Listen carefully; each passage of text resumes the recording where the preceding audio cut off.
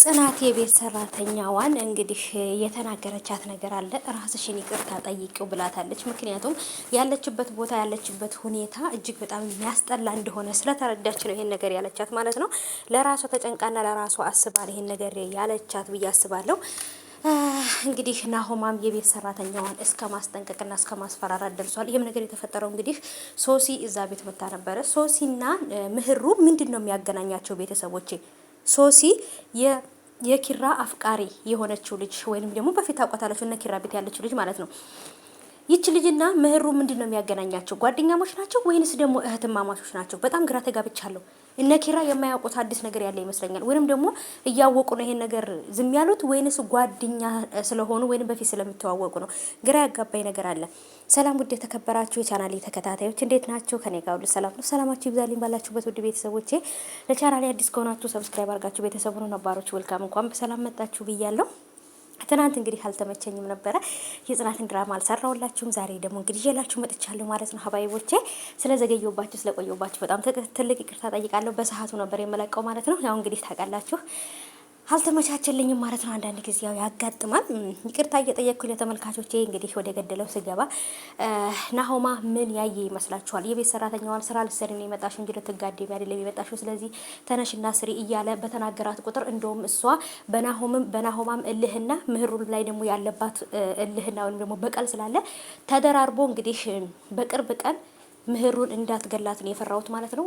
የምህሩም እናት የቤት ሰራተኛዋን ከምህሩ ጋራ የምታደርገው ነገር ምህሩ የቤት ሰራተኛይቱን ስታረጋት ወይንም ደግሞ ሰራተኛይቱ ከቤት ከክላስ ከወጣይ በኋላ ምህሩን ጋር ሄደው ሲያዩት ምህሩ የሆነ ፊቷ በቃ ተቀያይሯል። በጣም እያለቀሰች ምናምን ነው እንትን የሚባለውና አንዳንድ ጊዜ በጣም ግራ የተጋባሁበት ነገር ምንድነው ወይ የሆነ ነገር አድርጋ አትወጣም ወይንም ደግሞ ማሰቃየቷን አታቆምም። በጣም ነው እያሰቃየቻት ያለችውና ናሆማም ደግሞ በእልህ በተናገራቸው ቁጥር ወይንም ደግሞ በተናገራት ቁጥር እየሄደች እልሁን የምትወጣው ከምህሩ ላይ ነው ማለት ነው።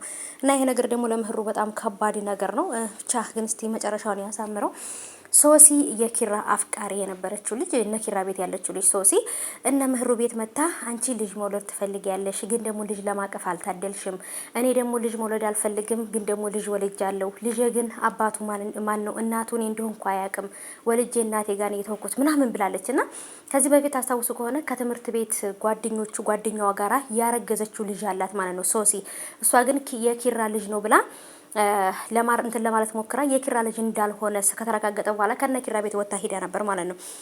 ከዛም በኋላ ግን ምን እንደተፈጠረ ስለሷ ማወቅ አልቻልንም ነበር። አሁን ላይ ግን ያው አባቱ ያልታወቀ ልጅ ወልዳ ቤተሰቦቿ ጋር እንዲያስቀመጠች ነው ማለት ነው። ምህሩ ደግሞ እንግዲህ ልጅ መውለድ ትፈልጋለች፣ ግን አልተሳካላትም።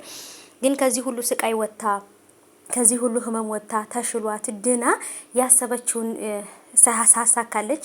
የልጅም ደግሞ አምሮቷን ደግሞ ትወጣለች ወልዳ ብዬ አስባለሁ። ከባድ ነው ብቻ እውነት ለመናገር ያለችበት ሁኔታ ማለት ነው። ጽናትና ኪራም እንግዲህ ፍቅራቸው እያገረሸባቸው ነው። ጽናትም ደግሞ እንግዲህ ጠይቃታለች ጨበርዬን ፍቅር ሲያገረሽ እንዴት ነው የሚያደርገው ብላታለች። እና እውነት ለመናገር ፍቅር እኔ እንጃ ምንም ቢሆን የማይሰለች ነገር ነው ብዬ ነው የማስበው። እውነተኛ ፍቅር ለታደለ ሰው ገባችሁ? እውነተኛ ፍቅር ለታደለና እውነተኛ ሰው ላፈቀረ የሚሆናችሁን ሰው እናንተን የሚጎዳችሁ ሳይሆን እናንተን የሚጠቅማችሁን ሰው ካፈቀራችሁ ከወደዳችሁ ፍቅር ሁልጊዜም አዲስ ነው ብዬ ነው የማስበው። እና የጽናትና የኪራን ፍቅር ደግሞ እንደዛው እንደታደሰ ነው። ኪያም ደግሞ እንግዲህ ከኪራ ጓደኛ ጋር እቺ ልጅ ፍቅር ያዛት እንዴ? እሱማ ፍቅር ይዞታል እኮ እንደውም እግሬን ተሰበርኩኝ ምናምን እያለ ሁላ ቤት ውስጥ መቀመጥ ለምን ጀምሯል። ይሄ ሁሉ ፍቅር ነው እንግዲህ። ቀስ በቀስ እሷም ደግሞ በሱ ፍቅር ትወድቃለች ብዬ ነው የማስበው። በነገራችን ላይ ሁሉም ጥንድ ሆነዋል ማለት ነው። ደስ ይላሉ በጣም የጽናት ድራማዎች ክሮች በጣም ነው የሚመችኝ ሁላቸው ማለት ነው። ምርጥ በቃ ተመርጠው እንትን ያለው የተመረጡ ተዋናዮች የምወዳቸው ማለት ነው።